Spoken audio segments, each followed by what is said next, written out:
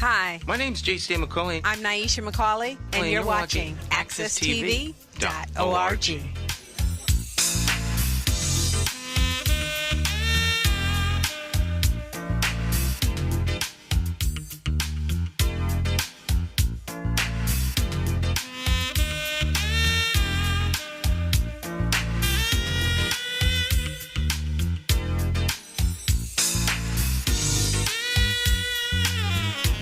Okay, my friends, once again, it is indeed time to get our talk on. It's Morning Talk with me, your host, J. Stan McCauley, along with the champions of talk. It's Wednesday. That means Dr. Maya Bowen is here and Luis Delgado. So, let's get started with the conversation. Dr. Bowen, how you doing this morning? Good morning, Stan. I'm doing awesome. I just celebrated my birthday on Monday, and since it's Wednesday, it makes me over 24 years old. So you look like you're going about 20 years? 22 maybe? Thank you very much for the compliment. Thank you. Been around the sun more than that, though, but it's all good. Every day you get to see is a blessing. Yes, because there's only one other alternative, which is death. So I'd rather see another day than meet my demise too early. So it's all good. It is indeed all good. The cure for old age is dying young. That's what it is. There's only one alternative. Yes. Want to live to be old. Yeah. Real old. I want to realize some gray. There you go. Indeed. Yeah, I'm on a mission to become the world's oldest man. The oldest man. Okay. Yeah, I want to live to be 200, maybe 250. Okay. All right. Well, that still won't outdo Methuselah. I'm not going to outdo Methuselah, but now I wouldn't mind if should the Lord tarry, as they say, be 1,000 years old. Then you'd live one day.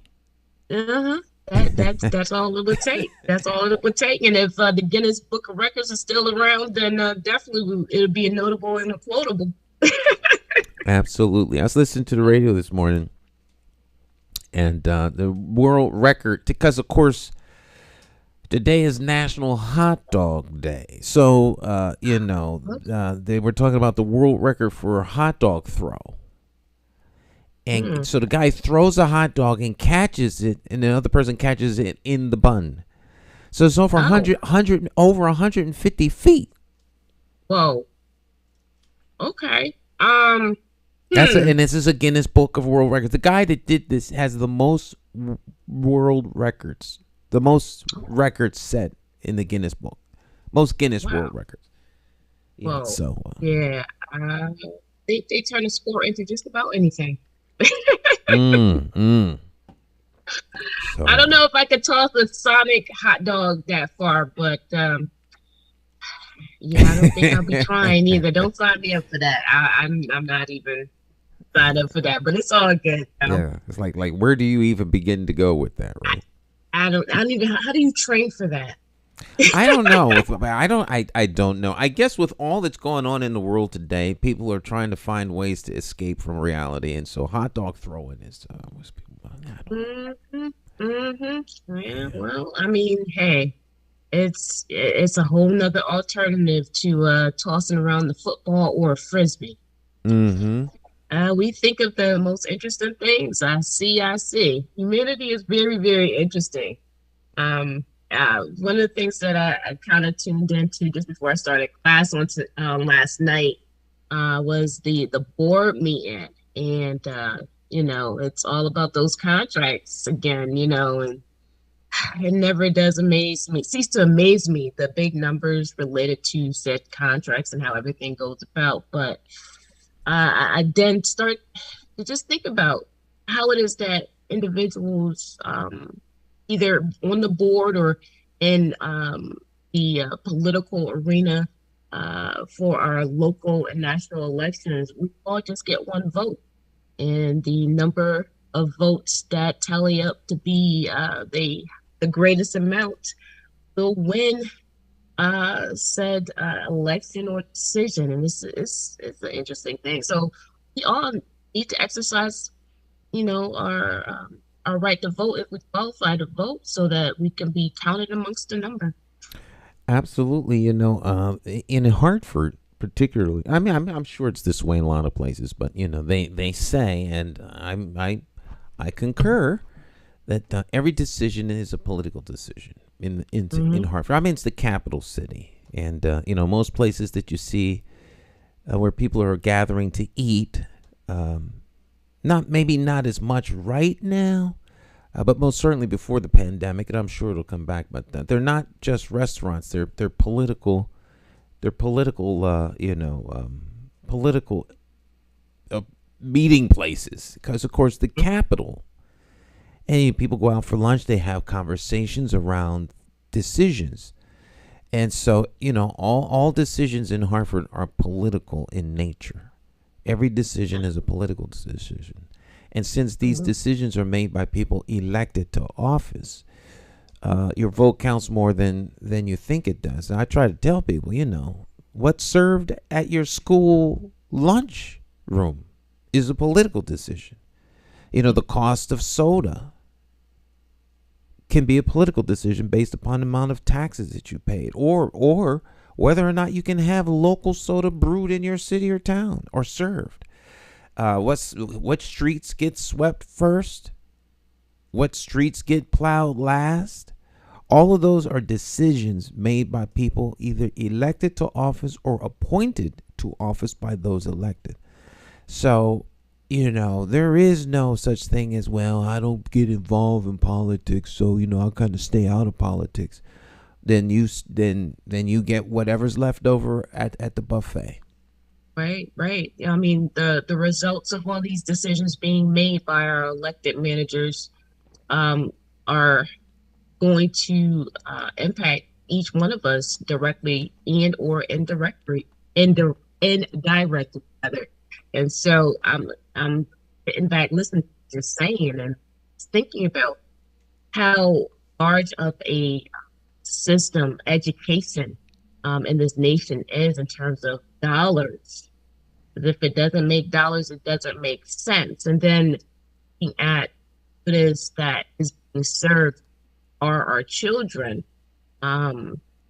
It's an interesting dynamic that exercise our vote specifically in local elections, because individuals that get elected to these positions, they are going to make decisions that impact you directly and indirectly. And so whether you say you have a hands-off approach, those political decisions don't have a hands-off approach that impact what it is that you in terms of services, benefit, and or punishments. So I don't think that hands-off is to actually look at your participation or lack of in this type of environment that we find ourselves in terms of a system, especially with education. But when I start to think about the quote unquote norms of Hartford in terms of it being a impoverished city, there's pockets where individuals are struggling, but then I started to think about how the priority is weighed when it is that you are focusing on trying to keep a roof over your head versus getting an additional job to do so versus paying for just essentials. I'm just going to essentials or needs, not wants, needs, because let's put it this way, even in a household, there's political decisions that occur.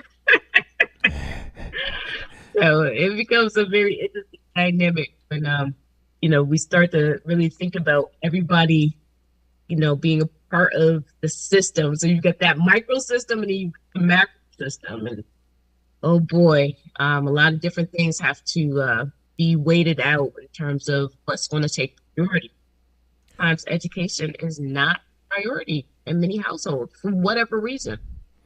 Well, that's true. It's unfortunate, but very true. But you said something that caught my ear, and very profound. And I'm going to change my verbiage as a result of something you said. Okay. Can you guess what it was? It's so early. I don't even want to. I don't want to take my toe and dip that into that water of guessing. No. Elected managers. Oh, okay. All right. We have to stop calling them elected leaders. That's the disconnect. Mm-hmm. Elected managers. Because the leaders are the people. Right. And they are elected to manage our government. Absolutely. Not lead it. Manage our government as we lead it. And so I'm gonna change that term, elected leaders. I love that. Elected managers. Mm-hmm. Elected managers. It's so wild because, again, with us having the right to vote, and some choosing not to exercise it for whatever their rationale is, it's bizarre. I know that when I initially turned 18, I couldn't wait to vote. I was like, yes, right? And I've been voting ever since. And I take pride in the manner of speaking of being able to play a role in what goes on in our local and national government by exercising my vote. So, a lot of things have changed over the years in terms of what individuals value. Obviously, because we are unique, get to pick and choose what it is that they place value on and who it is that they place value on, obviously, which is sad because there's only one race, the human race. And so value for humanity should be of top priority. However, I digress because we already know, historically speaking and to the present day, that is not the case. Values. Education, we know. As you mentioned, a lot of parents don't a lot of parents don't express that they value education. Maybe they do, but it doesn't seem to be high on their list for lots of parents, or they're just taking it for granted. But of the things that that we need to stay on top of, what would you say as it pertains to elections and things along that line? Should we be focusing in on, or should we be valuing? There's a big election coming up. Everybody's concerned, and you hear people talk about, of course, inflation. Now,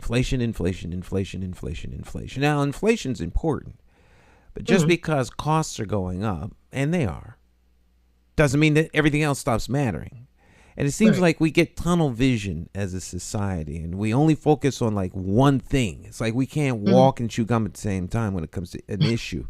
So if this becomes the hot button issue that everybody's focused on, meanwhile, there are 1,000 other things going on, decisions being made, money being spent, all kinds of stuff, while people are focusing on this one little tiny thing over here. Not that the tiny thing isn't important, but we have to keep things in perspective and in balance in all. So what would be some of the things you would say people should be concerned about?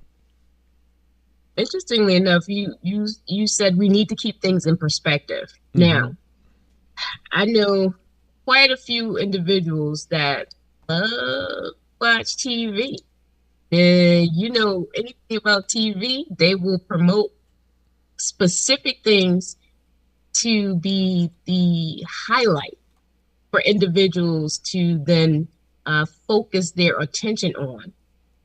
And keeping them distracted makes for that one thing to be at the forefront of their thinking and disregarding everything else that has more or just as much weight as that one thing that they keep flashing as a major priority of their TV viewing audience. What I would say in terms of education is that individuals really, really, really need to start thinking about the amount of power they have in taking ownership of the process, which is a lifelong journey.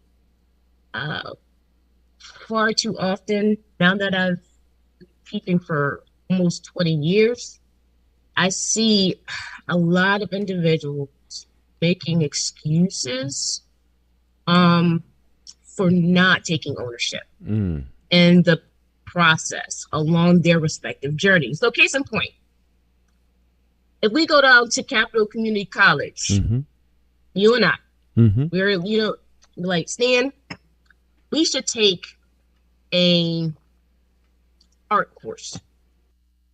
Now, that art course is going to cost money. Nobody's forcing us to do it. And these are adults I'm thinking about in terms of adult learning. We sign up, we make the payment, the class starts, neither one of us attend. Okay. Who ownership or whose responsibility is it for us to go to class? The colleges. No, I'm just joking. I'm just joking. They know that I might not come, so they should be doing some sort of outreach to get me there, right? No. Interestingly enough, I did work for a West Hartford-based career academy, preparing students and getting IT career foundations and certifications and so on and so forth. And what they would have us to do is take time to call our adult students, because it's money tied to making sure that those students actually attend. And so they've got all kinds of algorithms related to that money. Again, education is big business. And so, they actually had us out there calling folks and all that good stuff. But ideally, when a student, especially an adult, signs up for courses, college or career-wise, as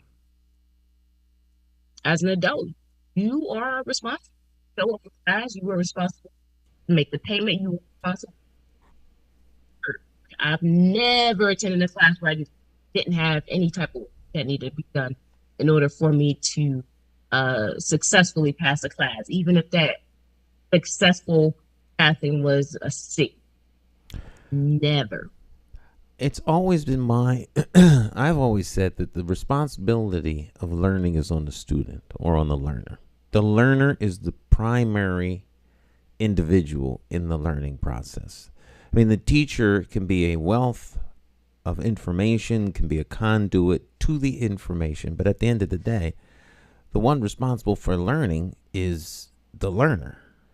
And there are many, many, many people who have taken upon themselves to learn and don't be anywhere near a teacher or a school. They go to a library and start studying and reading and learning. People can learn, life is a learning journey, a journey in acquiring information. Kids learn how to speak a language without going to school.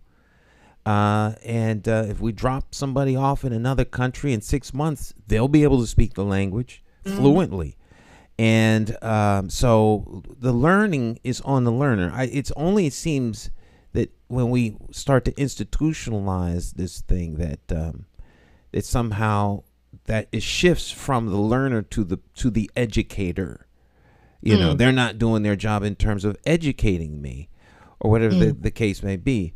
But as you laid it out, If I sign up for the class, I'm paying for the class, and then I don't come to the class, then, that's on me. That's like you paid for the vacation, you purchased the tickets, and the aircraft had a seat reserved for you. The hotel was reserved for you, but you didn't bother to get up and go to the airport. So, that would be an extreme waste of money. But people do this when it comes to education all the time. You go to school and then you don't give it the effort necessary to walk away from there with top grades, irrespective of what the challenges are or the impediments. Because, as I always like to tell people, once upon a time they hung folk for learning how to read, and they still learned how to read. So the fact that someone may not be wanting to teach you should not be a hindrance if education is a priority and you want to learn. Right. Now, here's something interesting that I'm narrowing in on in terms of something you mentioned about grades, right? Mm-hmm. Receiving top grades. Mm-hmm. What does that really mean? Because I can follow instructions and submit assignments on time. Doesn't necessarily mean I learned anything in your class. I'm just following instructions and handing in material that you request. Doesn't mean that I'm learning anything. So then I guess the challenge comes in terms of how do you assess what tools are used to assess where the learner is relative to mastery of the information, as opposed to necessarily a grade. Because if you're learning on your own, you don't get a grade. You get mastery of subject, right? Subject matter expert. Yeah, I like certification exams from the perspective that they challenge a exam taker to be presented with scenarios where they have to do problem solving. So I'm a big fan of big puzzles. And so, I mean, this is right up my alley in terms of, really going through the process of preparing for certification exams and getting individuals prepared for their certification exams. Because before you hit the mic and made it hot on today, I was saying how I'm preparing for 3 certification exams before I return back in the fall. And so it gives the student, because I view myself as a student of life, even though I don't necessarily see myself going back to any more college, but I'm learning daily. So the world is my classroom. And I think with saying that, it's all about perspective. And in regards to, the certification exams and being an assessment tool, it gives one an opportunity to have an understanding of where it is that they can problem solve, right? Problem solving in and of itself has to go on every day in our respective lives, and some because it plays a role in making our decisions, things from day to day. And so what I'm finding is that many times, the perspective of an individual will give you a better understanding of where it is that they place education as a priority, or whether or not they value education from the perspective that they're going to roll up their sleeves and put some work into it in regards of self-development. And, most times it's about embracing the journey and, pretty much understanding that, again, education is a process that occurs daily, whether it's inside a classroom or outside of a classroom. Perspective is everything. All right. All right, we'll take a short break. We'll be back. Big Lew is here. He'll join us after the break, and we'll press our way on into more conversation. Stick and stay, my friends. We will be right back.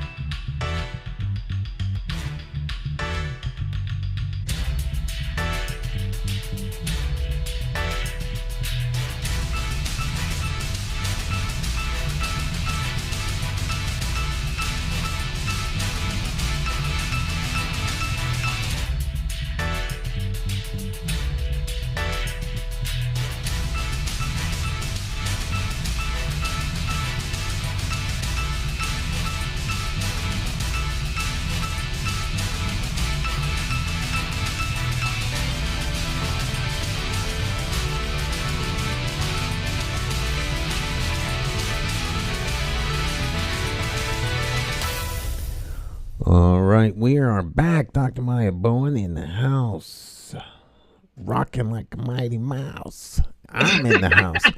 Big Lew is in the house. I gotta get him framed up. I'm in here we're in here talking instead of getting him set up for broadcast. Good morning, Lew. Good morning, family. Ran out of a commercial and everything. Because Yeah, there we go. All right, he's here.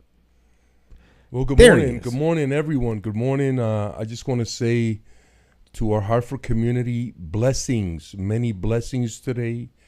May we have an extremely positive day, and may things go well for us today in our city. So, good morning, everyone. Yes, I agree. I'm looking at my phone here, and in the news, Connecticut State College and University System cutting costs, battling dropping enrollment. That is a topic of conversation, because we are thinking about education from the perspective that individuals are seeking alternatives outside of education, where the numbers that could provide for higher enrollments in our colleges and universities.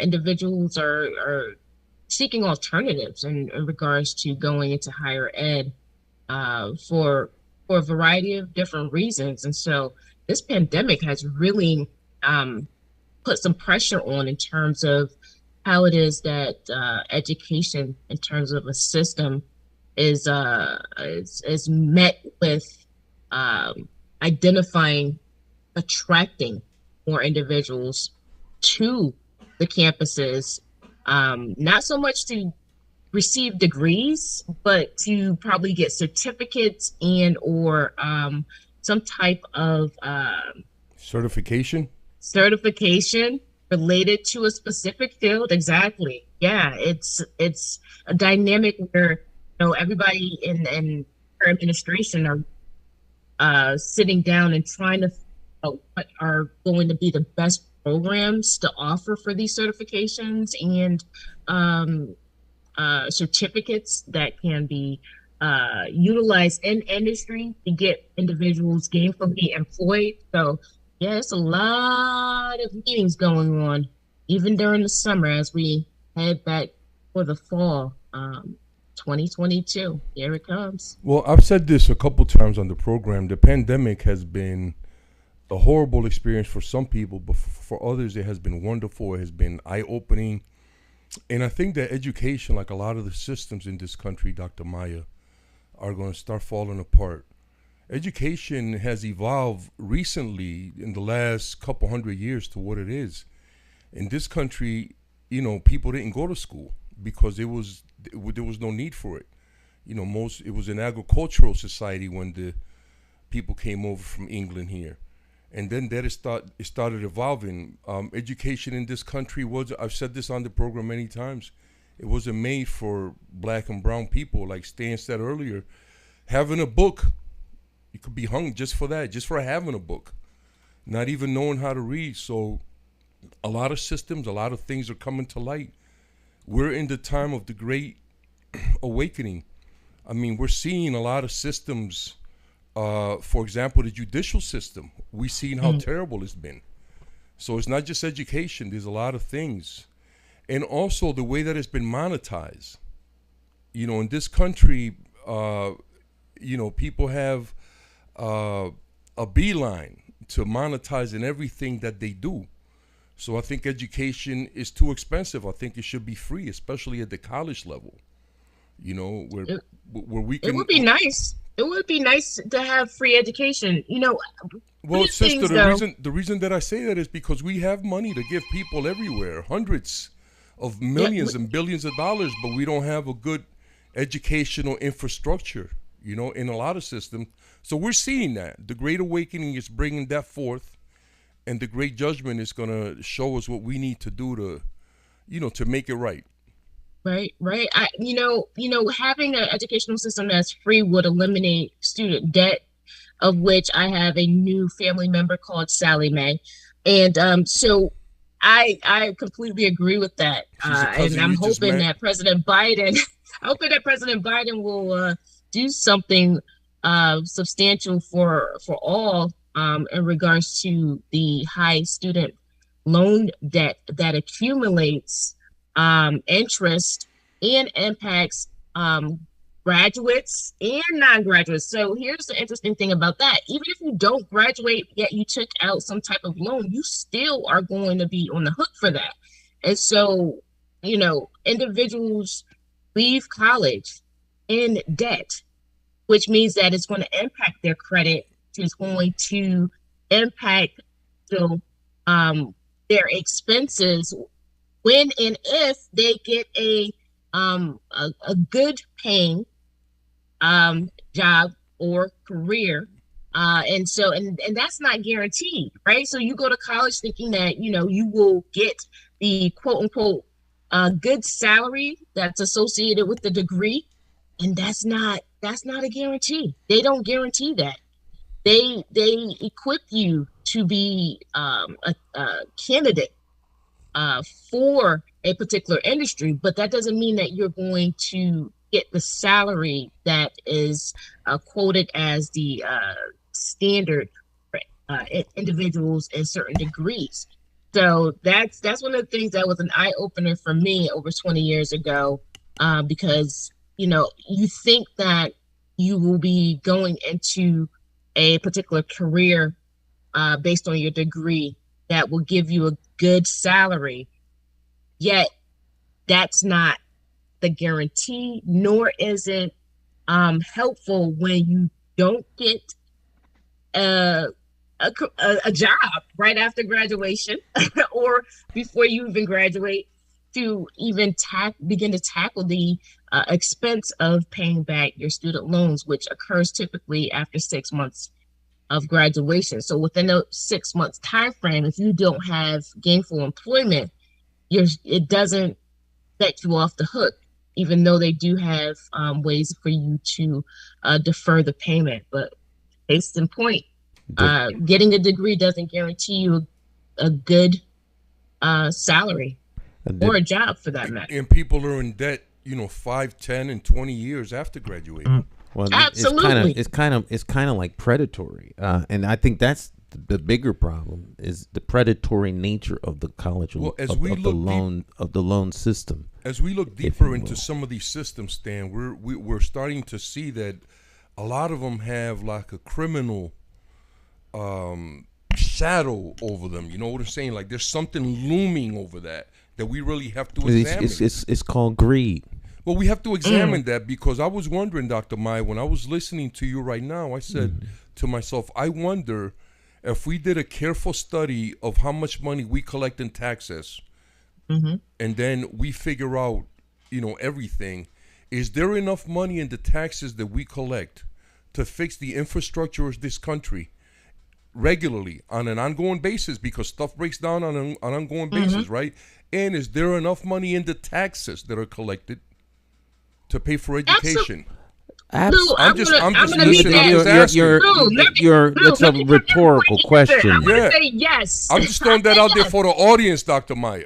Throwing that out there for the audience. I want to hear what they have to say, how they feel about that. Well, I mean, I appreciate the question, but you know the answer to the question. So to me, it's more beneficial to simply make the statement. Well, because if it really doesn't matter what their opinion is, because their opinion doesn't change the fact that there is money, period. Well, sometimes hearing something, Stan, spurns you.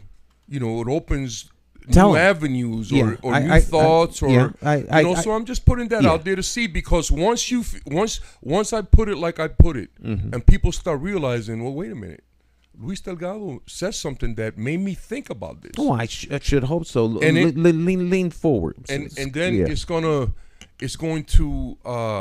maybe spur them to do something, Stan. You know what I mean? Like vote? Yeah. Vote? Well, you're moving around on me, brother. Once you get situated there, we do have a caller though. We're moving away from the caller's point. So before we get too far away from the caller's point, are you there still? Yes, sir. Morning. Good morning there, brother Chris. How are you?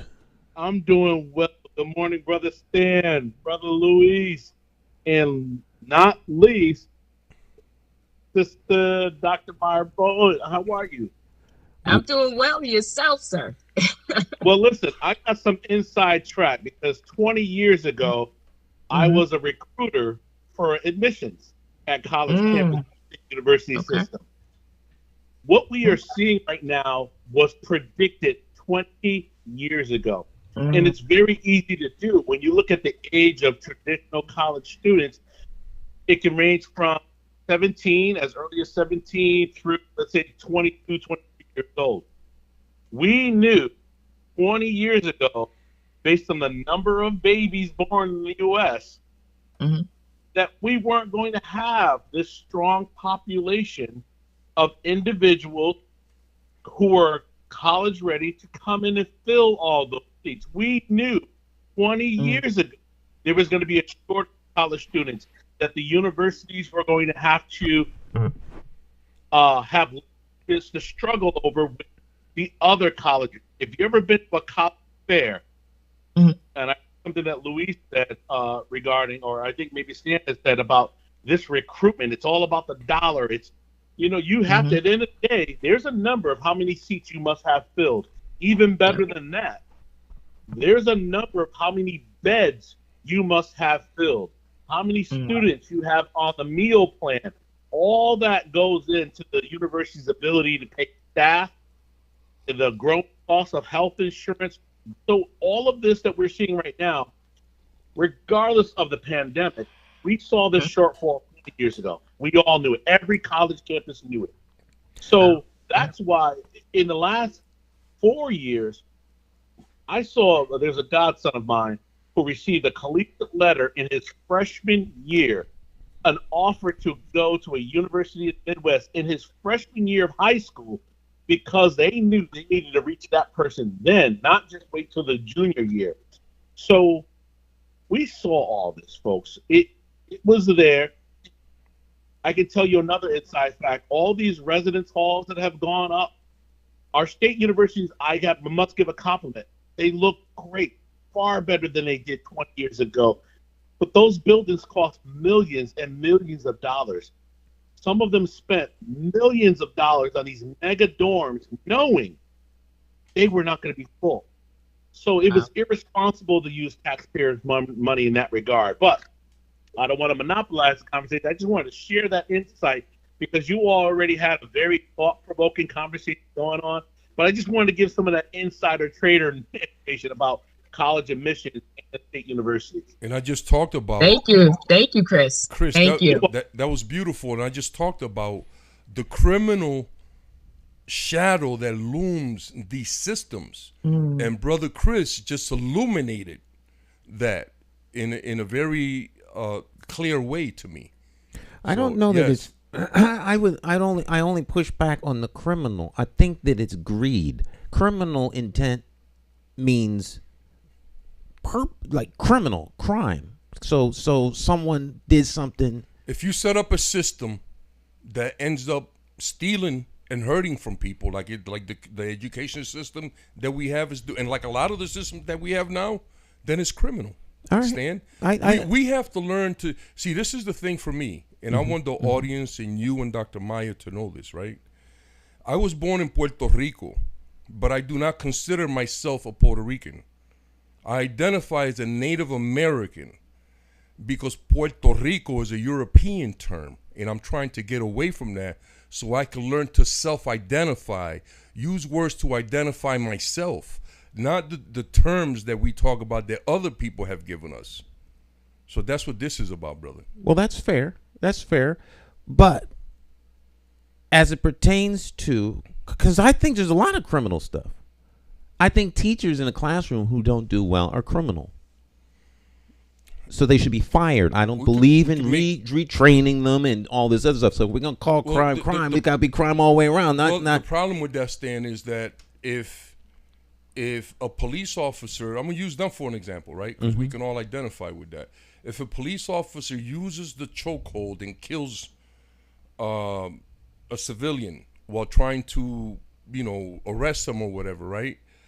And he's found innocent, but in the training manual, the chokehold was an approved method for him, then he can't be guilty because he was only doing what he was, what you talked about earlier, Dr. Maya. That was not certified. We're conflating a whole lot of different things. No, there's no conflating, Stan.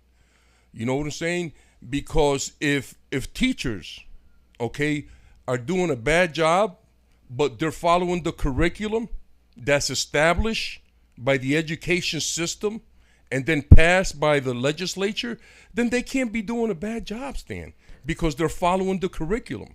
So we can't be that narrow-minded in that. Then the curriculum is failing. I'm not talking about teachers who are teaching the curriculum, and because of that, I'm talking about teachers who are ineffective and should not be in a classroom anywhere. Not the majority of teachers who are teaching the curriculum and loving the kids. That's not what I'm talking about. I'm talking about the teacher who are involved in instances where people call you because they're so frustrated how their kids are being treated. Did you specify all of that in your initial statement? I said the teacher in the classroom who does not teach the children is criminal. And there's an argument for that. Right. As such, they should be fired. The point of me making they shouldn't be fired, The Stan. point of me making that statement is because you are a big fan of not firing people, but retraining them, re-educating them. Now, if the criminal enterprise of education, as you're laying it out, that these are criminals, well, on one end they're criminal, and then the next, criminals should be in jail. Right. They shouldn't be fired. They should be prosecuted, arrested and prosecuted. And the firing comes without saying, but there needs to be a lot more. And see, that's the problem that we have a lot of times. Remember, we talked about this. A lot of times in the past, and even now, look at what happened with this. What's this guy? The guy that the retired, the outgoing state's attorney. What was his name? DeAngelis, right? The guy was a criminal. Is it D'Angelo? The guy is a criminal, right? And he retired under pressure of being fired because of the stuff that he did, instead of him being prosecuted for the crimes that he committed. So someone would need to file charges against him. Brother Chris Dukes has done that, and others. You know what I'm saying? But that's what I'm saying. It's different. It's completely different. All right. Well, we jumped from where we were all the way here. I'm trying to keep us on the same road, in the lane. Yeah. Everything everything can't go from talking about college education on a decline to criminal systems in place. But you brung. I was just giving you an example, Stan.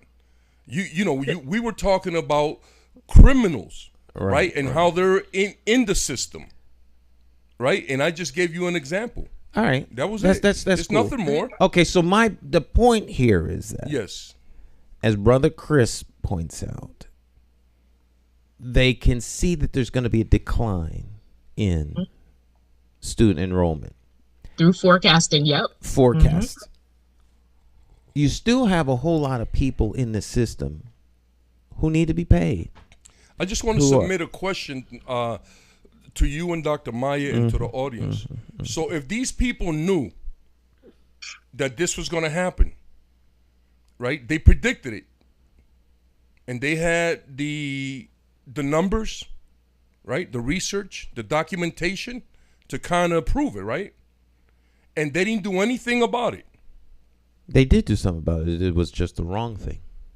But they knew that this was going to happen, and they didn't take any steps to prevent it, right? They forecast that this is likely to happen. So now what happens would seem to me would be a recruiting frenzy all the way down to the 9th grade because the pickings are going to get slim. Because the alternative is shut colleges down, lay people off, and they're going to be out of work, period. Because there aren't enough people to feed the system. They're running out of people. So people they're going into survival mode. They're not necessarily being criminal. They're trying to stay alive. They're trying to stay afloat. They got people. They got staff. Folks are on 401ks that need to be paid. That's why I'm trying to say this. It's not just like, oh, they're criminal. No, there's a whole system in play. And so, I'm not, are they doing things wrongly? Yeah. Could they do them better? Absolutely. But are they criminal in their intent? That's where I'm pushing back. I'm not saying that if there is criminal intent, if it's a rigged system, then I would say it's negligence. Stan, I would say it's negligence, right?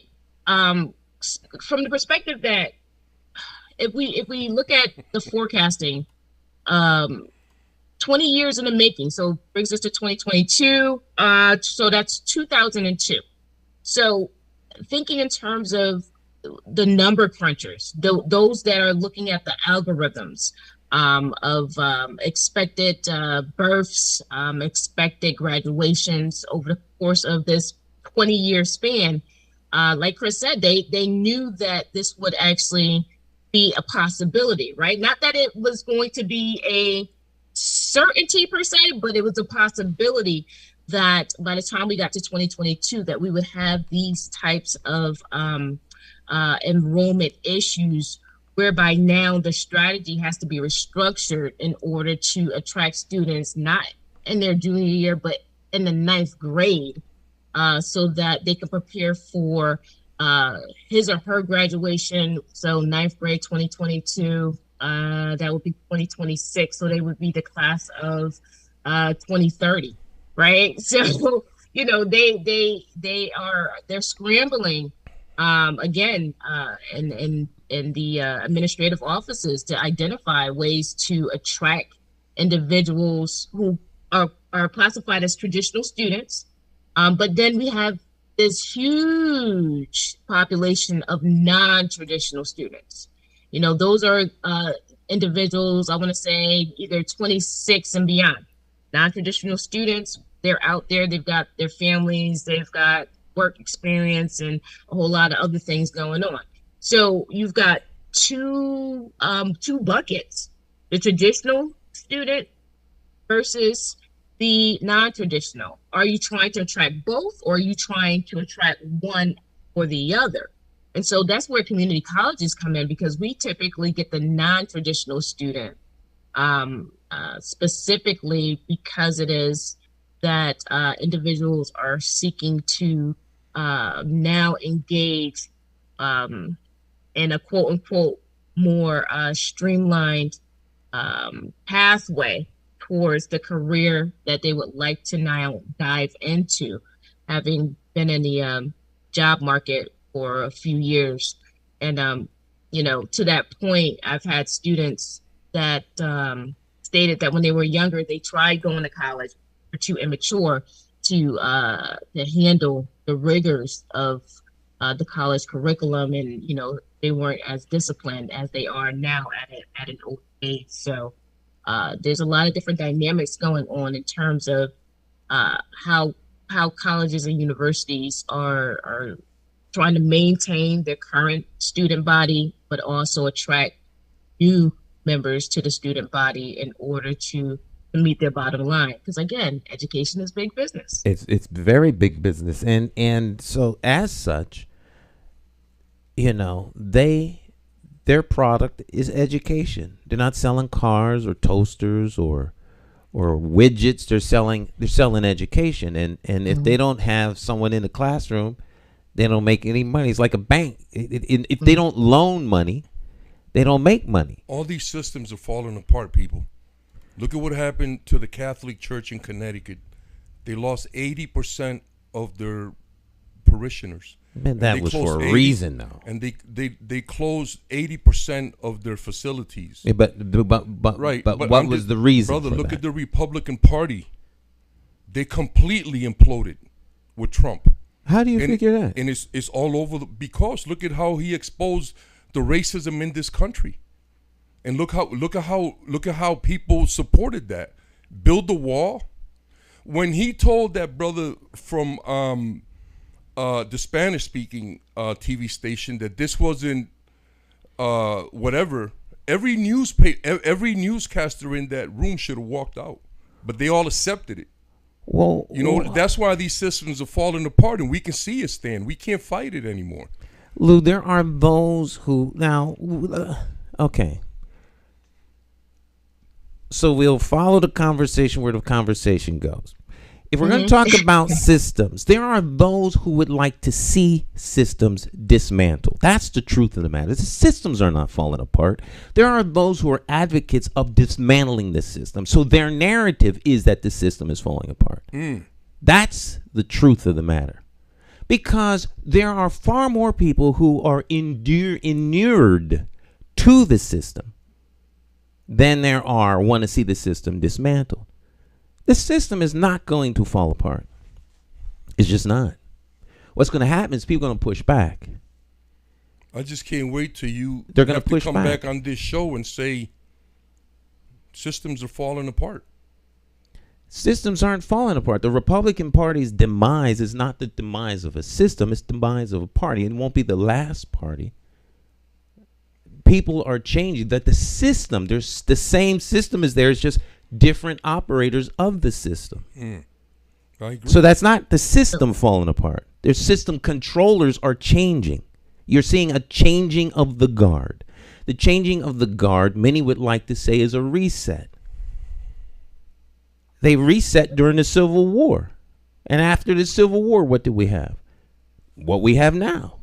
This is the result of the Civil War. Long term. And just as racist as it was before it started. So where is the minority that is not in power gonna just how are they gonna take this power? I want to chime in because I recently through YouTube came across a very well-known individual looks at where we are as a country. His name is Tim Wise. He's a white man that has his own personal experiences, but also has contributed in many positive and productive ways in terms he's of a public speaker and bringing author. out the conversation related to the history of America in terms of race relations and how it is that white people have to take a bigger role in dismantling a lot of the myths and negative propaganda that stem around people of color, and open up to be open to the conversation, so that as a nation we can get to heal from all of the damage that it has created over the years. And I would suggest that individuals look up Tim Wise in regards to looking at how we can actually start to impact the systems, because systems are made of people. And so if people have a certain way of thinking, then it's that thinking that ultimately is going to dictate how they behave and communicate with other individuals, no matter what their race or ethnicity or any other quality they may have. And so it's only one race, and I stand by this, the human race. And so the construction of race and racism, in terms of racism actually being a system of thinking that is doled out through the behaviors of individuals that subscribe to it, it's bigger than just one person. You know, when it is that we change the way we think, we can change the way we relate to each other. And so it should be at the forefront of any type of system to make sure that the human beings that it represents are thriving and able to get along with each other, so that we can make for a better society. So, I mean, as idealistic as that sounds, I mean, we have to take steps forward in that direction in order to get there. And that's a people thing. That's not a system thing, because systems, again, are comprised of people. And it's the way people think that make for what it is we see currently as today's status quo, with a lot of things being as chaotic as they are. So Tim Wise, folks, Tim Wise, W-I-S-E, wise like the owl. Thought police comes to mind when you talk about how people think. And the thought police are in full they're on full patrol.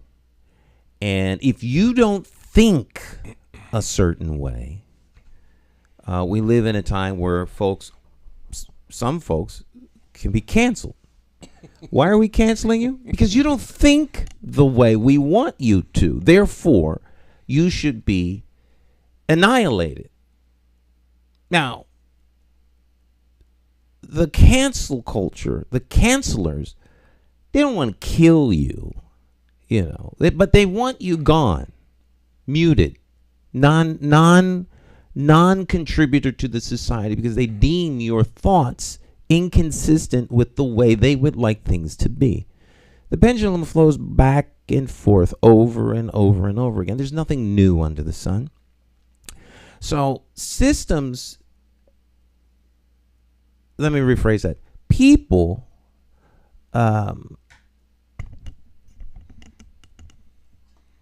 are free to think and express themselves. That's one of the things I think that we get. That's why I'm such a big free speech advocate, as should be noted by the fact that Lew is here, because he and I do not agree on a whole lot of things.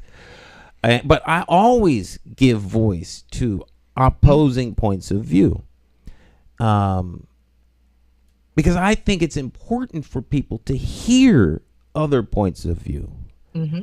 And I think that when you try to cancel people, you run into huge trouble, because people push back. It's no different than if you trap a wounded creature that seems insignificant into a corner, it will attack you. People do the same thing. If you have folks who feel that they're being threatened, their way of life is being threatened, all that they have is being threatened. If the premise is white folks created this, if the premise is none of this was created for us, if the premise is that the judicial system wasn't created for us, the legislative system wasn't created for us, the subway system wasn't created for us, cars weren't created, nothing was created for us, so we must change the system. Well, it's not in a vacuum. It's not like the system is sitting on the side of the road waiting for someone to come along and fix it like an old abandoned car. There's actually people in the car. They're driving the car, and we got to get on the car, get entrance to the car, and take control of it. So people can push back. And I think that when you see the pushback, that's what you are experiencing, I believe, with Donald Trump and company, is that pushback. Remember the Tea Party? The Tea Party, 1 year from start to where they became significant in changing elections, 1 year. Then out of the Tea Party, you have the Trump people. No one's going to sit back and let you take from them their judicial system, their judicious system, the education system, all these systems that they put in place. They're going to just somehow say, you know what? We've been wrong all this time. Let's just give it up. I don't believe that to be so. Now, do things need to change? Absolutely. Are things slanted and tilted toward a particular group of people? Absolutely. But I don't think they're just going to sit back idly and allow that to happen. Roe v. Wade, 50 years in the making. Overturned like that. Overturned. Now, that's pushback. That's pushback. Now, people talking about, well, we need to get rid of the Constitution, rewrite the Constitution. Those mechanisms are in place. But the mechanisms that are in place are put there by the system designers and architects. Therefore, we can't use those systems to change the system. We have to have, in just short of armed insurrection or a civil war. Now, civil war, we had one. Maybe another one's coming. A lot of people say these kinds of things. I don't think we're going to have a civil war. But it makes for good narrative. We already having one. But I just want to comment on Dr. Maya. First of all, Dr. Maya, I'm familiar with Tim Wise. But I would also recommend to people that they listen to Jane Elliott. She's also a white woman who did the blue eye, brown eye experiment. I love her. Yes. But the problem that I have with people like Jane Elliott, Robin DiAngelo, who wrote White Fragility, Tim Wise, and all these wonderful white people is that they're white and they have privilege and they have a platform. I know people that are far more. They didn't have a choice in being white. Well, listen, I know people that are far more. May I make my point? I know people who are black who have far more important information to share. People like Joy DeGruy, who wrote. I love her too. Right. Yeah. She wrote Post-Traumatic Slave Syndrome, Kaba Kamini, Phil Valentine. These are black people that have not had the opportunity to enjoy the platform that Tim Wise and Jen Elliott and others enjoy. That's the problem that I have with them. You know what I'm saying? They have good information, but the black and the brown people that I mentioned, they have not had the same opportunity to share the wonderful information. They had the same platform with the media, with the news and stuff like that, with the universities. It hasn't happened. I would present this to you, yes, just sister. as a comeback.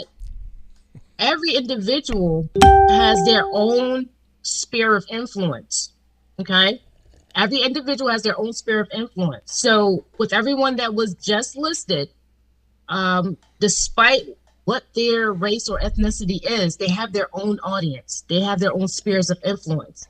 The point being, if you and I, in my opinion, are going down the same vein in terms of individuals that are promoting societal justice despite race and getting the information out there and striking up those conversations is the purpose of each one of those individuals that you listed off. And so me and you are going down the same lane. We're going down the same road, but on different lanes, Dr. Maya. May I finish?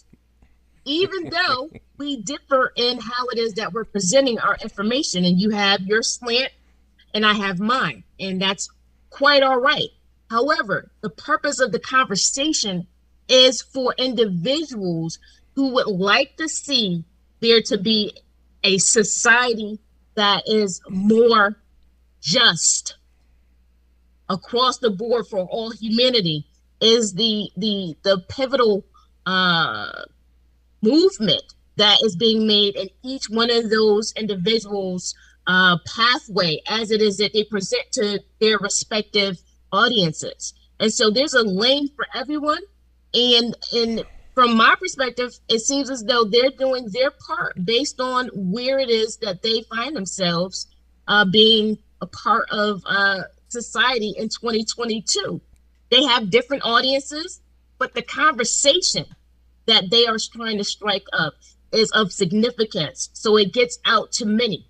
Okay, so that's where I am with the understanding that despite race or ethnicity, these individuals have their respective audiences and they are actually promoting the conversation. So as a nation, we can begin the healing process. That's where I see it. That's beautiful, Dr. Maya. I completely understand. I'm just going to stand on my thoughts that I'm always going to try to promote, my people forward. You know what I'm saying? That's all it is. That's that. Listen, respect. I mean, I have no problem with your perspective and viewpoint. Thank you. The thing that I love about the morning show is that we get to lend our respective perspectives, right? And in a respectful way. So it's all good. And so realistically, again, like you stated earlier, it's to allow for us to get individuals to start thinking about specific things and, along the pathway, grow, learn, and become positive and productive citizens of society and create a legacy. Because I believe this show is going to be a legacy. It's already a legacy. It's 40 years in the making, Stan? Oh yeah. 40 years in the making. We viewer here makes 2 points. One goes back a little bit of ways, but dismissal of any bargaining unit member should always be done with progressive discipline consideration, unless the violation is of serious nature, such as serious neglect or physical abuse. That goes back to the teacher being dismissed, because they're part of a bargaining unit. But that's another subject for another day. And the second comment they made was midterm elections will determine if, spelled capital IF, midterm elections will determine if the Republican Party has imploded or not. Well, thank you for sharing those beautiful thoughts with us. And I agree. Moving forward, I think that we will see I think that people are moving forward more today, more intelligently in everything that we do, because we can see the criminality, the chicanery, just all these negative things that we can say, and people are becoming much more aware. I always say, when I talk politics, I always say I vote for issues, not parties or individuals. Mm-hmm. And I think that's a great place, talking about education, right? Because education is everything, right? So talking about education, when you educate your children and when you have conversations with your family about politics, that is a great point to make. Vote for issues. Absolutely. Not for individuals or political parties. Because neither one of those serve us. You know what I'm saying? And we have to learn that. So part of that education, and I'm so happy we're having this conversation because I consider myself a lifetime educator, right? So I'm happy because now I just want to say this. Before you do anything in life, prepare yourself to receive it, whatever that is. Prepare yourself to receive it, because everything in life is a blessing. And when you prepare to receive it, you are physically, emotionally, mentally, and spiritually ready to accept it, right? When you prepare yourself to accept something. So education, when you talk to your family about politics, please remember, vote for issues, not for individuals or political parties. And that would be the message for to our audience today. that we have to, when we move politically, that's how we have to move. And we don't have to necessarily vote race. Some of these individuals, some of these black and brown individuals out there, they do not have our best interests in mind. They have the interests of their political organization in mind. And we have to be very careful about that. So we need to have that. I started something last year with Kamora Harrington, where we have people come over to her house in the backyard, young people, different people, and have conversations about ongoing issues in the community. And I want to do that throughout the city of Hartford. I want to go to all of my friends' backyards and have them invite their neighbors and just have a chat about whatever. If it's education, if it's about the police chief, if it's about the dog catcher, if it's about putting a speed bump on your street, whatever. But this is the way that we bring change. And this is also education. Education doesn't happen in the classroom. It doesn't have to happen in the classroom all the time. So there's a lot of... You stated that earlier, yes. Yes, absolutely. Agreed. Absolutely. Life presents itself as a huge classroom, right? So it's not confined by four walls. And so, again, it goes into the perspective on education and having an understanding of education and taking ownership of one's educational journey, as well as understanding that the responsibility, ultimately, as Stan stated earlier, is going to be on the learner to take ownership of that journey in education, right? So you can lead a horse to water, but you can't make it drink. You could send a kid to school, but you can't make them do any work, right? They'll eat the lunch, they'll play at gym and recess, but that doesn't mean that they're going to do any work or learn, Dr. Maya. Right, exactly. That's exactly to my point.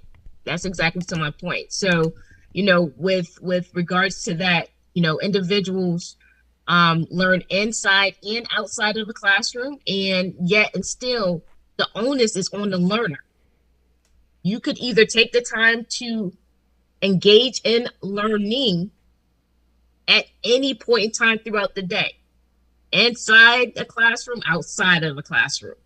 But ultimately, it is on you as the individual, no matter what your age is per se, to take ownership of that journey and process. I just want to say, Dr. Maya, that I heard Stan say something similar to what you just said about the onus being on the learner. And I just want to push back a little bit on that by saying that I had when my son went to... what's the name of that school on South Whitney Street, Stan? South Whitney. Webster. Yeah, no Webster. No Webster. So my oldest son was going there. The school. That is, it's one of the most racist neighborhoods in the city, right? But anyway, my son was going there, and I had this teacher tell me what a fabulous teacher she was, and she didn't understand why my son didn't learn that, and I've gotten awards, and this lady was literally, man, beating her chest in front of me about all, what a great, and I just kind of just looked at her and I said, well, maybe he doesn't relate to your style of teaching. The kid, have you ever thought about that? Doesn't mean you're a bad teacher. So I say that by saying that the onus of education, of learning, is on the individual when you get to be a certain age, because you learn that that's something that's good for you. You have to determine that, right? But when you're a child, the onus of learning is on the teacher, because the way that you teach will allow the individual to receive or not receive that information. You know what I'm saying? So in many instances, especially, and we're talking about education and systems, one of the biggest complaints that I have about the school systems that I've been in, that I've walked in, that I've been in, Hartford, East Hartford, West Hartford, New Britain, Bridgeport, and other school districts, right, is that any time that I have walked into a school or into the district headquarters, I've never felt welcome. Hey, that's the culture. that's the climate and those schools. That's the thing. And my point, it's not good. That's right, not good. But see, my if point you is felt that's not a good environment for learning. When you if don't you feel felt welcome. that, if you felt that as an adult, imagine what the students feel. That's my point. So that's why I say, sister, and Stan, that's why I say that many times the onus is not on the learner, the student. The onus is on the teacher, because you have to create an environment, that's conducive to learning. That is true. Now, to some degree, when I say this, we're talking about people who have the capacity to determine. Right. Children are dependent upon a whole lot of things, right. And as such, I just wanted to clear that up. The onus is on the person providing the service if the individual is a dependent. If someone hires me to do television for them, their client is dependent. It's not the client. The client is not. They don't know anything about television production. So how can they? The onus is not on them, other than to fire me if I fail. But the onus is not on them. The onus is on me to provide the service. The onus is on that teacher to provide the service. And as you said, and I like what you said there, it may be that maybe you're the best teacher in the world, but my son is not. There's a mismatch here, so I need to remove him from your class, because clearly you're not going to change where you're at, right. And that's where parental involvement comes in, because you are the supreme, the dependent. That's the dependent nature of the child is directly connected to you, and at your discretion to others in the school. They're in service to you in training or teaching your son. So the parent that doesn't get involved in their kid's school puts their children at risk. This is why it's very important for you to be engaged and involved. But schools are, they're like other systems, afraid that someone might find something wrong or say something. And rather than use those as opportunities to get better, they become isolated, shut down, and protective. And they silo up. Now you got to have all kinds of ways. You can't get into school. Us versus them. Yeah, us versus them. Right. Well, and see, that's exactly what I'm talking about, Dr. Maya, when I say I've never felt welcome. And that's the mentality. That's the mentality that they have. Is that us versus them. And I go back once again to the audience. We cannot use the term community in anything when the community is not involved and has no access. How can we say that we have community schools when at 3:00 them things are shut down tighter than Fort Knox? Well, we don't have community schools though. Right, but I'm just saying. And see, that's a good thing that you said that, Stan. But we don't. But that's a good thing that you're saying that, because here's my point.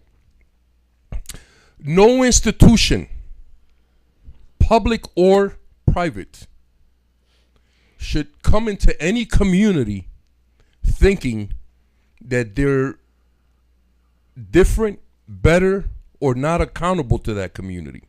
And that's a problem. I would push back only to say this.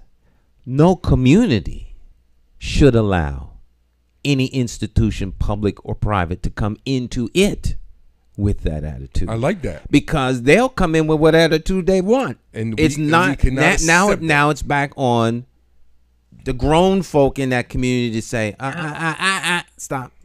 Mm-hmm. No, that's not gonna work here. Right. I like that. I like that. It's the community mindset.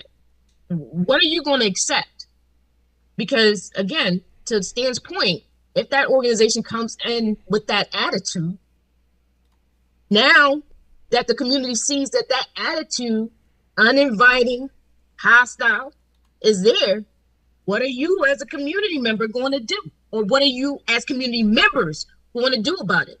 Are you going to nix it? Or are you just going to sit back and complain? What would you recommend that when the superintendent of any school district and their cabinet are behaving like that, what do you think the community should do, Dr. Maya? What do I think the community should do? Yeah. That's a great question.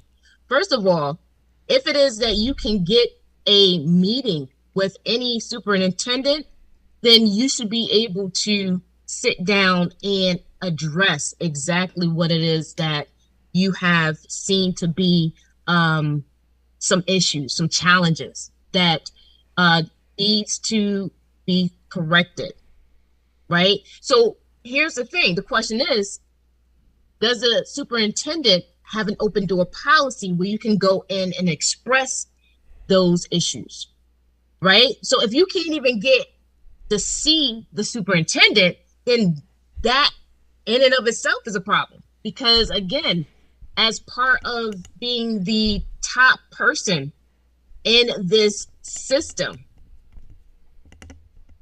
they should be accessible to the community members, and they should want to make themselves accessible to the community members so that it is that things that need to be addressed can be addressed and worked on, if that's their goal. Now, if there's no open door policy, then you pretty much, with that cold shoulder that you get in those respective schools, that's coming from the top. Yes. So from leadership into the respective schools, if you're getting the cold shoulder, that type of behavior and mindset is coming straight from the leadership. Manager, right? That's right. That's very good, Dr. Thank you for that. Thank you very much. Yeah. The what was the question? What would if the school district, the superintendent and their cabinet, whether it's whoever the person is, they're not being accessible to the community, what does Dr. Maya recommend the community to do? Okay. So she initially said, you try to hold a meeting, you reach out, you try to have a meeting and work things out. If that and then she stated that if that is their, if that's what they're trying to do, because a lot of times they don't really care about what the community has to say. And so that's a great point that she makes by saying that if that is what they are trying to, attempting to do. I think you said something pretty interesting there. They don't care. And I think that's something people have to understand.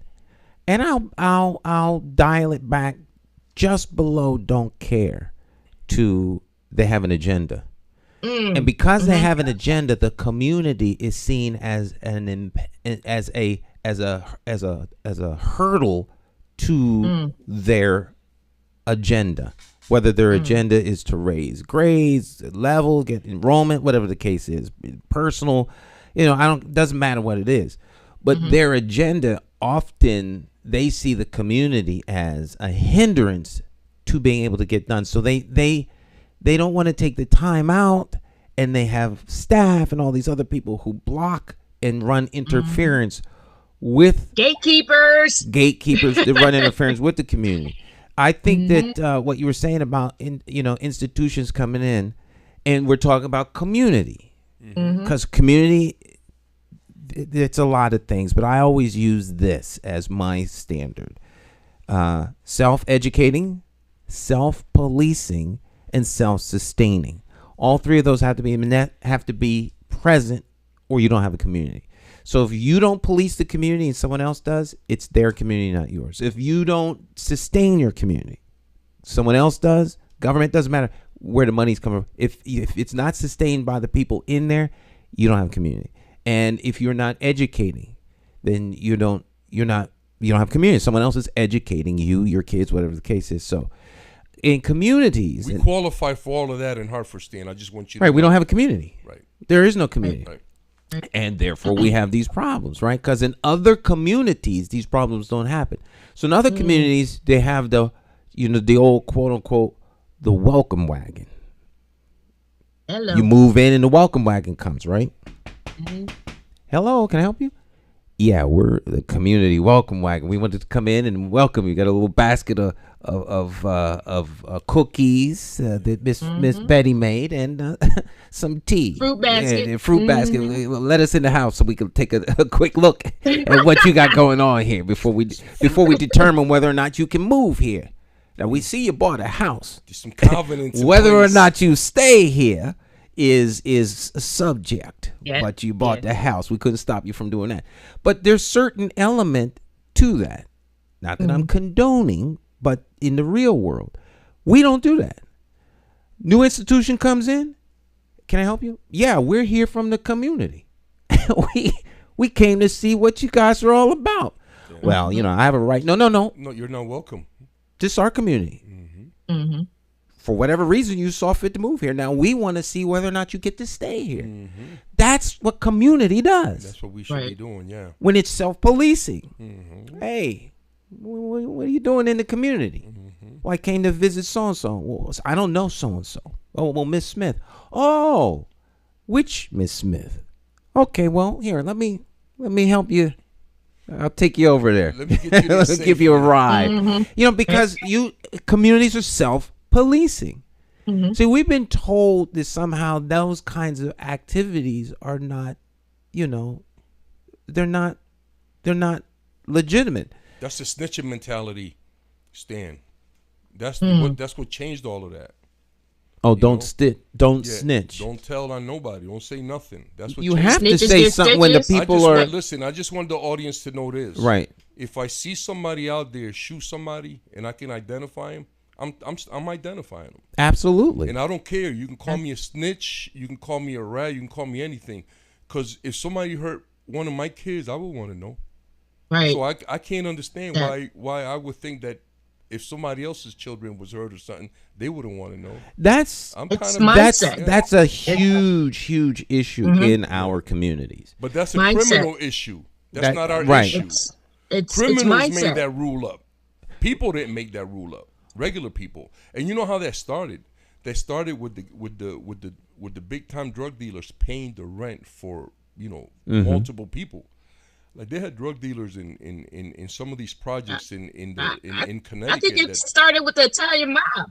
Drug dealers can pay 20. The Italian mob. Those were the originals. But those were the originals. It didn't start with us. Absolutely, it didn't start with us. But those were the originals. Those were the originals. I'm talking about what happened in our community. How that came about. You paying the rent for 20 people. They're not gonna tell on you. They're gonna hold your stuff. And that's how that happened. They were forced. I keep saying this on this show. A lot of our traditions, culture, customs in this country born out of the need to survive. The need to survive, while that's a legitimate thing, it occurred to me earlier on because Dr. Bowen was saying the same thing a little earlier, and it caused me to think about many years ago. A financial advisor came and was telling me about insurance, this, that, and the third. And I was like in my 20s, and I was like, what do I need insurance for and all this other stuff? I'm not sick. I'm not sick, and I'm not this, that, and the third. And I definitely don't need, life insurance. And so he broke it. He says, a lot of people think that way. And I'm not trying to be a financial advisor, nor am I giving you financial advice.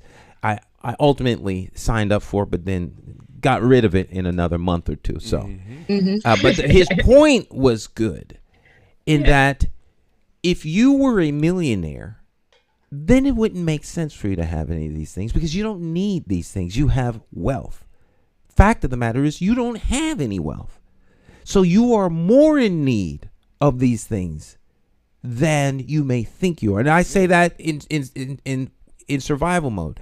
When you're really in survival mode, you have to be extra careful and you really have to think long term. Because if you make a mistake right now, there is no long term. So it's more incumbent upon communities that are in survival mode to make sure that their communities are well protected, that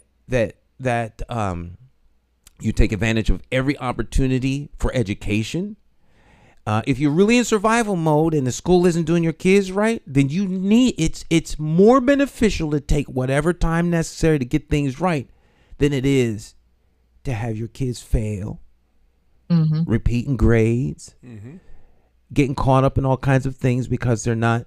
So I'm suggesting that we need to rethink what surviving means. Right. Surviving shouldn't just mean making it to the end of the day with a certain amount of money. Surviving should mean I don't have much, but I got to make it to the end of the year. What is the best course of action to get there? What is in my way? I would suggest to everybody, for those of you that like watching television and stuff, to watch Alone. Have you ever watched Alone? No. It originally was on the History Channel, I think. Now it's on like Netflix. You can watch all of the episodes. They drop these people off in the wilderness, and they're alone. The last person gets the $500,000, and they all start off with like very, very basic, a tarp, this, that, and the third, and they have to survive. Most don't survive because they can't stand being alone. That's not a real thing, Stan. But my point is that one guy fell. He broke his leg. Another person cut themselves, but they cut themselves to a place where they were bleeding, and that was it for them. Little things that you don't think. No, I'm serious. Another person's little tent. They had to make their own habitats. What? Everything. Stan, the thing caught fire. Hold on a second, Stan. Before you go any further. Oh no! All right, let me just interject. That's like Survivor 2.0. No. It's called Alone. You got to watch this. I know it sounds like Survivor 2.0 because you subtract yourself from other people. So in Survivor, you've got other people that you have to engage with, and so on and so forth. Alone. It's all you. It's all you. But you don't have to watch that show. You don't have to watch that show. All you got to do is walk outside and see some of them homeless people. That's what they do, Stan. They break their leg. They don't have a hospital. They cut themselves. They don't have nobody to pick them up.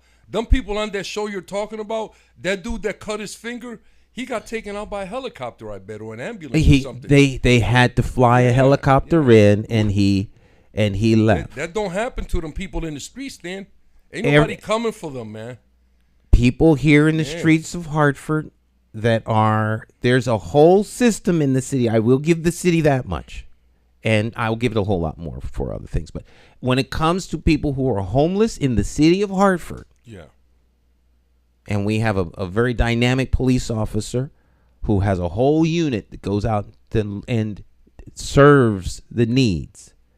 And it really tries to get people who are living off the grid by choice. Some people are under the bridges. There's encampments all over the city. Hartford hides its poverty and its people in crisis very, very well. All right. People living in tunnels, train tunnels, particularly in the wintertime. And they open up shelters. But you can, in this country, I know you can in this city, walk into any hospital at any time and get service. Then no one may come for you. And, that would be the real show. Have a camera follow a couple of these guys around every day. Anytime you introduce a camera into a situation, it stops being real. Because, you're just following them around. They're going to do what they do because those people don't care. Right. But in the show alone, the point is that you have to survive. And there's no camera crew. It's the old style Jacques Cousteau thing. They're taping their own experience. And then they, when you watch Alone, obviously, the whole season's totally done. And what they do is they are telling you these individual stories. Of from when they got dropped off to when they eventually whoever outlasted. They don't know how long the other person is because they're all in different parts of wherever it is that they are. But they're out there where the temperature drops to like 0 degrees, 5 degrees below zero, and they're the lake freezes over. I just want to ask you this thing. I'm sorry. I wouldn't sign up for it. What happens when they're out there and it's really cold? What happens if they get real cold? Some of them have frostbite. I know, but what happens eventually? What happens? Like if they can't take it no more, what happens? They have to tap out. Yeah. Right. So they have, no matter what happens, whenever they get ready, they could just walk away from there. And yeah. Okay. It's a game. But that's a game. It's a game, but the point is the survival. That's all I'm saying. The survival. I would not use that. I would use it. I would not use that term to describe a game, because there's people here that are losing their lives. Lou, people in this country that lose their lives trying to survive are individuals who have fallen through the cracks. It's a terrible thing. But for people in the United States that fall through the cracks, that means they don't have family members, they don't have friends, they don't have enemies. They don't have anyone that cares for them. Not even the fellow homeless folk. To see you sit there and freeze to death without getting you help. Well, what are they going to do? They need to help themselves. They'll look out for one another, Lou, in many cases. Yeah. Well, you just said the opposite. No, I'm talking about the person that you said dies being homeless and alone in Hartford. Anywhere in the world. In the world. Now we're gonna expand it to the world. I can't speak for the world. I'm just talking about just the idea that you're community. sitting here. You're sitting here in 2022, right? Trying to convince me that it's okay that people are homeless. That's what it sounds like. I'm not trying to convince you of that. He didn't say that, Lou. He didn't say that. Is it okay, Dr. Maya and Stan? Is it okay for me to say how I interpret things? Absolutely. Or do I have to wait to hear how you two interpret it and then say I agree? No. I want to hear that you are interpreting what I said that way so that I can give a clarifying comment. Because otherwise you'll walk out of here thinking, man, they in favor of homelessness and letting people die. Now, I didn't say... Hey, listen, that's what it sounded like for a moment, and I'm glad you cleared that up. Lou,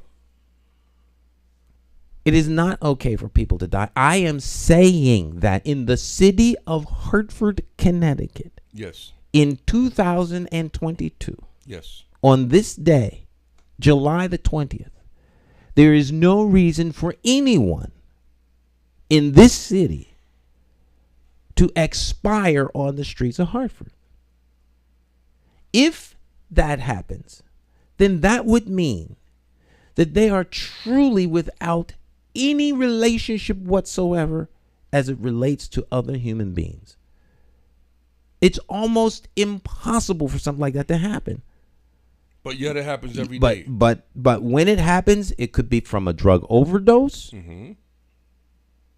Someone stumbled into the street being drunk, got hit by a car. Somebody, like someone I talked to about 5 or 6 weeks ago,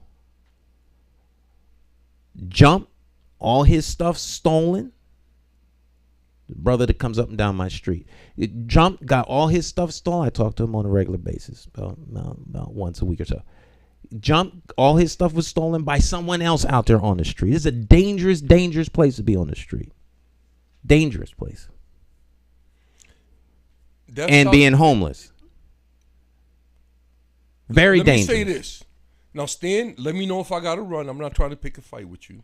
Mm-hmm. But the way you were describing that show sounded a lot more dangerous than being homeless. I don't know how you figure that, Lou. I said it's a game show. It's called Survivor. At the point of the show, alone. The point of the show was that these individuals are competing for $500,000. They're willing to do everything they can. Many of them lose weight. Some of them had to be taken off the island because they didn't want to stay, because they had lost so much body mass in their weight that their organs were starting to shut down. Like some of these homeless people out here. And you're the one that made the connection to the homeless in Hartford. I didn't bring them up as a comparison. I'm comparing them to the folks that are in survival mode, living day to day, taking their kids to school, not the homeless. I'm not comparing the homeless to this. You are. You're the one that's making that comparison. Not me. I didn't mention the homeless. You brought them up. We were talking about kids going to school, about community, what defines community, people living in the community, having to struggle to meet day to day. That's what we were talking about. You took it right to the worst case scenario. Well, it just felt like that, Stan. I'm sorry, man. I didn't mean to offend anybody. I'm not offended, Lou. I have to remember like that when I'm talking to you, I always have to remember that Lou is representing the most extreme and disadvantaged human being on the planet at all times. No, I wouldn't say that. I have a good life, Stan. And not you. And if I chose to look the other way, my life would be even greater. You know what I'm saying? I don't know. I just feel like I always have a voice, man. I have to put things out there, man, for the people who don't have a voice, the people that can't speak for themselves. If I know about something, I'm going to speak about it.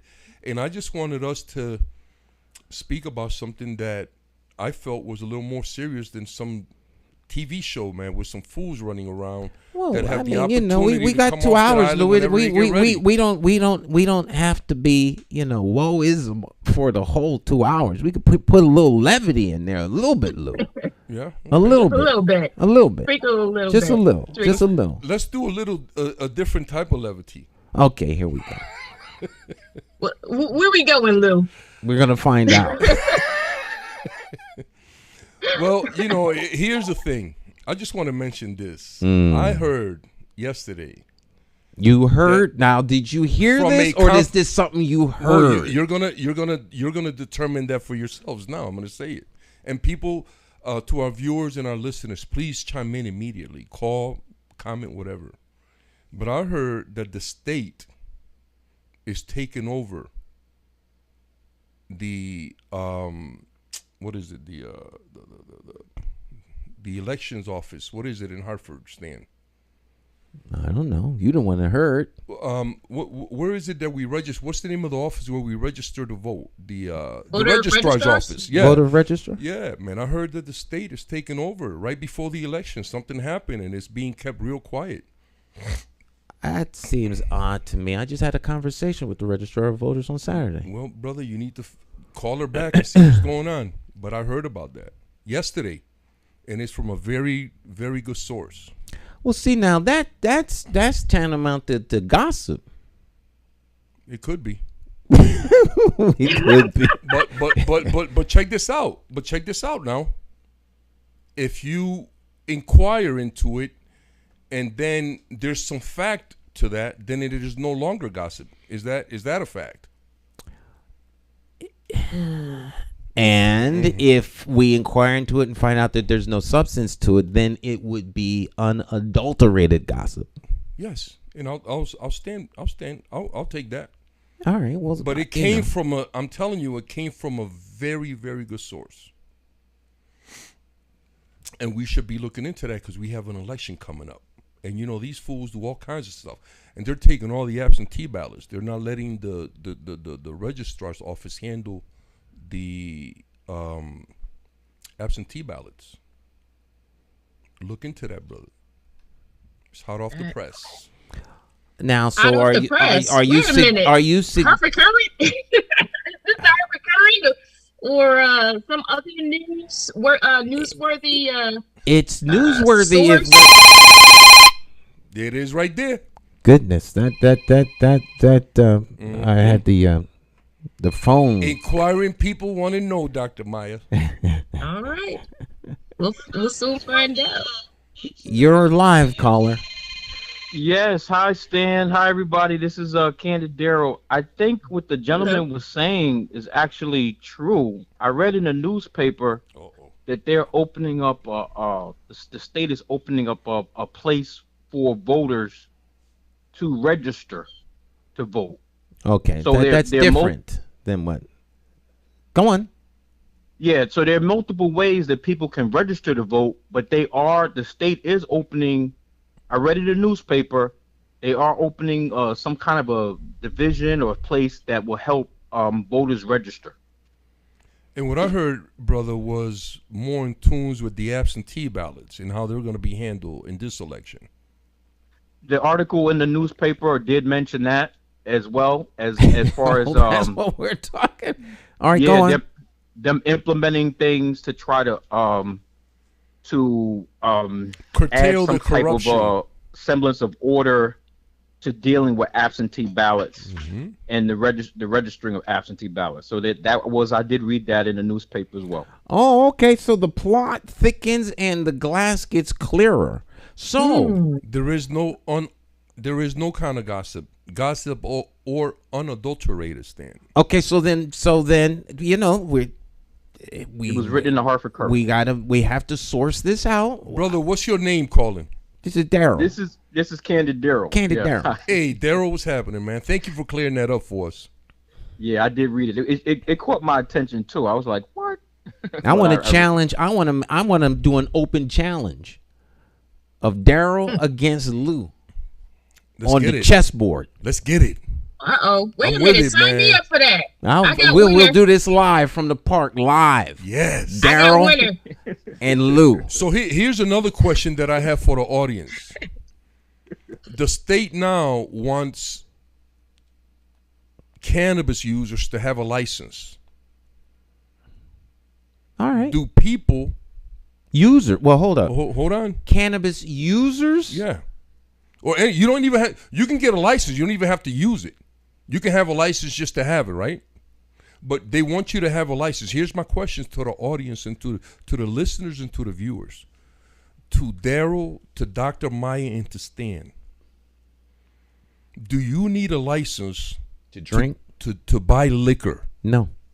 And what's the difference? There should be no difference. Right. So they want to catalog y'all. Right. They want to track you. Right. Track and trace. And it's all about the money.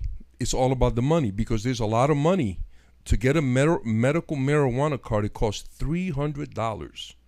It's $200 for the pharmacy and $100 for the state. Okay, and imagine $300. Now, is this something that's proposed? This is something. No, this is already happening. So it's a medical marijuana card. No. You don't need a card for recreational. So, but they want to license the recreational user, right? Is that what you're saying? No, I'm saying that cannabis. We shouldn't need any kind of card to buy cannabis if people who buy beer and liquor and wine don't need a card. Right. So I think the ID, being an adult, should be enough ID. Gotcha. Right. And see, this is the kind of stuff I was talking about. These systems. Yeah, but I'm lost. I don't understand. So before, point of clarification. Yes. You said they want cannabis users to have a license. Yes, the medical marijuana users. Not the recreational. Not the recreational, right. So medical marijuana is different than. Medical marijuana is exactly the same. The difference is, Stan, that when you're a medical marijuana user, let's say you're going to buy 1/8 of an ounce. As a medical marijuana user, that may cost you between $20 to $60 as with a medical card. When you don't have a card, as a recreational user, that same 1/8 of an ounce may start at $60 and up. So then they're trying to say, I think seems to me to be semi-reasonable, okay, that if you have special access at a lower cost than everyone else, then we need some way to determine whether or not you legitimately can make that claim. Well, there's so much. That's all. If you're talking about cannabis, see, you said cannabis user, which to me involves everybody. But yes. There are two classes of cannabis users. Categories, yeah. Or two categories. So there's the medical user, yes. and then there's the recreational user. Yes. You made it sound like they're going to put licensing, a special card on all cannabis users, but that's not true. Only the medical people who already have a card. And I don't think that's fair. I don't think people should have to pay $300 a year to have access to their medicine. Well, maybe then bring the price down. That's all. But you need to have some way to identify that, the person is entitled to a steep discount. Because I thought they were saying everyone. Because if you, since they legalized it, which I was not in favor of, but since they legalized it, then it's just the same as alcohol. And if they're going to impose this on recreational users, that is the gateway to them imposing it on alcohol users. So they can put it on everybody. That would be something that people should be very, very afraid of. That's a very good point, Stan. I haven't heard anybody mention that so far. But to the listeners and to the viewers, I want to thank all the folks out there for supporting my business. And if you have any questions about cannabis, I hear a lot of people talking about they can't sleep. CBD gummies and THC gummies are an incredible source of medication to help you sleep in a safe manner. What about counting sheep? I'm just messing. Yeah. So, and also for pain, inflammation, and things like that is very good.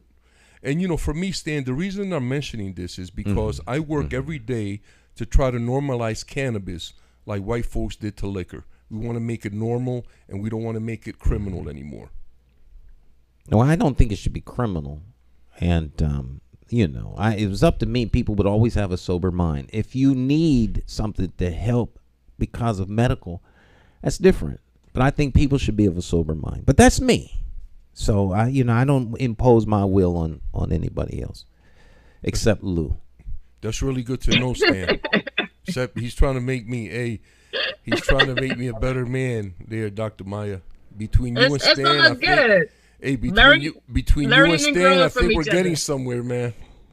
Learning and growing from each other, brother. Yes, it's I agree. All good. I'm okay with that. I'm perfectly okay. Yes. You said you are a lifelong. You said lifelong educator, I think. Yes. A while ago, I see myself as a lifelong student. Yeah. Because I will never have all the answers, but I will always hopefully have the passion and desire to learn from anybody and at any age. So I just love learning. And so again, just in regards to, my adult learners, I hope that when I present my material to them in my respective classes, that they embrace the journey and process of learning and understand that they have a responsibility as a student to take ownership of that process so that it is that they can prepare themselves for graduation and beyond. That's beautiful, Dr. Maya. And I just want to say that as an educator, as a lifelong educator, in order for you to be an educator, you also have to be a learner or a student. And so I'm right there with you, man. I just want to change the pace real quick and just give a huge shout out to the organizers of the jazz concerts this weekend. They were amazing, amazing people, amazing music. Yes. The vendors were incredible, amazing food. They did a wonderful job. I seen a lot of people. They were having a great time. I think this was one of the best years that I've seen the jazz concert. People had tents out there. The environment, the energy, everything was just great. It was good. It was good. The music was incredible. I was out there with several friends, Lamar May, who brought a table and a chessboard, and we sat out there a couple days in a row for a couple hours and played chess, and just enjoy the music and just the whole ambient, just the whole. It was just incredible. It was a huge success for the city of Hartford, and I hope we keep doing wonderful things like that. Shout out to all the organizers and to all our Hartford people, man. Everybody behaved so well.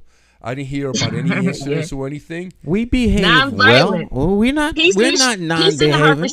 It was an incredible weekend for us, and I want to just big shout out to the organizers and just to all the all the participants, all the artists, and all the vendors, and all the people who came out, man, to enjoy that music. Thank you so much for that support. Incredible weekend for Hartford. Yeah, tomorrow we might put on. Well, no, we won't. We tape 2 days out there. So the first day it's already aired, but the second day is about almost ready to air.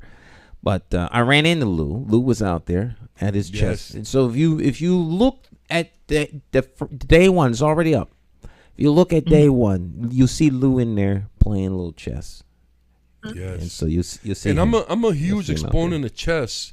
I just want the audience to know that in Russia and in India, and in other European countries, chess is part of the curriculum. Children learn chess immediately in these countries. It's a great way for you to be able to thinking. Critical think about things. Think about more than one thing, and what your actions and consequences could be, or rewards could be when you make good decisions. So it's something that you can take right off the chessboard and apply to your life. That's the point I was trying to make with alone. That's the point I was trying to make with the alone analogy. Yeah. Yeah. The decisions that you make. I just want you to know, Stan, I'm completely uncomfortable with. I know you are. With anything that has. No, anything that that takes real life situations and tries to make it a game. I'm completely opposed to anything You've never seen Alone. You have to watch it, Lew. You would really respect the program. I hear you. You would. I may take a look at it just to watch satisfy my curiosity. Yeah. And don't watch the first episode. Jump into watch the first episode to set the context, and then jump ahead to episode 6 or 7, and so you can see this is not. I just don't watch television. I hate to. I don't know if anybody else is out there like me. I'll watch. They're out there like you. They're not watching us. A boxing match. I watch programs like this. Oh, okay. Yeah, I watch. What I mean by I don't watch television is I don't watch TV shows. Mm-hmm. I really don't watch the news. When I watch the news, I just wait for the weather to come on so I can prepare myself for the day to see what type of weather's coming. But when I watch TV, I'm usually on YouTube or some type of documentary, trying to learn, trying to educate myself, and just trying to be a better person. I don't watch TV, Lew. Because better self-education. Mm-hmm. I have 2 college degrees, right? Mm-hmm. I have an associate's and a bachelor's, but none of that education really ever served me. My education really began after 40 when I've always been a voracious reader, but really after 40 I started really getting into other things, just being completely more political in my activism and being just more on point with the things that I have to say, and completely. And I want to say this before we leave, Stan. We are in the age of the Great Awakening. The time of the Great Judgment is coming simultaneously, right? It's coming right now. And my job, as I understand from the messages that I receive, is just to completely share everything, all the information, just share it. And that's the beginning. The people that are coming before me, they're going to do something with that information. All right. So to all the people, to all our listeners, and to all our viewers, have a wonderful day. Thank you for sharing your thoughts and your comments. We really appreciate it. And just have a blessed day and stay safe. Peace. All right. Yes, I will second that notion and emotion. Thank you, be sister. blessed. Yes. Have a positive, productive day, and we'll do this all again next week. Yes. All right. Daryl, you want to say anything? Yeah, well, I will just stir that emotion. Have a wonderful, blessed day. All right. Ida, you want to say anything? Ricardo, anyone else? Hey, Stan, how about you? Huh?